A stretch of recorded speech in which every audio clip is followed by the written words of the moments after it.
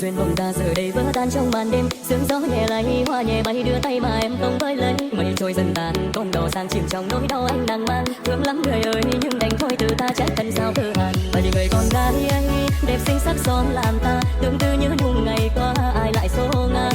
Một chiều em vui bừng cùng ai sắp lên điệu hoa, anh đừng ngóng trông từ xa em đi thật à.